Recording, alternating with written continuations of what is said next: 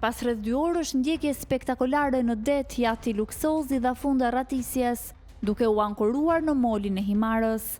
Pamjet e siguruara nga Report TV tregojnë momentin kur 4 personat që ndodheshin në bord zbresin të qetë nga mjeti lundrues dhe shoqërohen nga forcat e policisë. Gjithçka nisi mbrëmjen e së dielës rreth orës 21, kur pushues në zonën e Palasës njoftuan policinë se kishin dëgjuar të shtëna me armë nga një jat në det.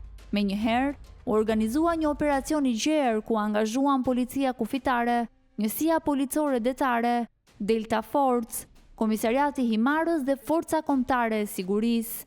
Ndjekja u zhvillua si nga deti, ashtu edhe nga toka.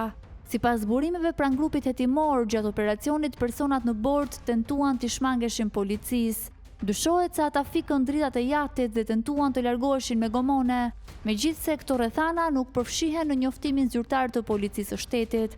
Burime pranë hetimit bëjnë me dije se në bord ndodheshin Bruno Çela, djali i biznesmenit Geront Çela dhe antari i Këshillit Bashkiak të Tiranës nën siglën e PSD-s.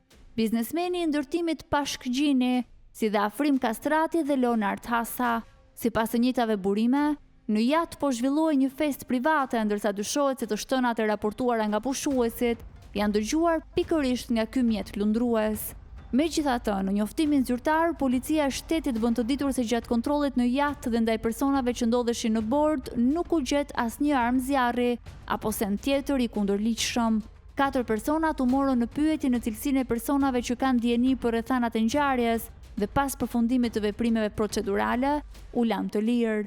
Ngjarja ndodhi në kulmin e sezonit turistik në Palas, një nga zonat më të frekuentuara të Rivierës shqiptare. Raportimet për të shtëna me armë ngritën menjëherë alarmin dhe vunë në lëvizje policinë, ndërsa hetimet vijojnë për të zbardhur plotësisht se çfarë ndodhi në det ato mbrëmje.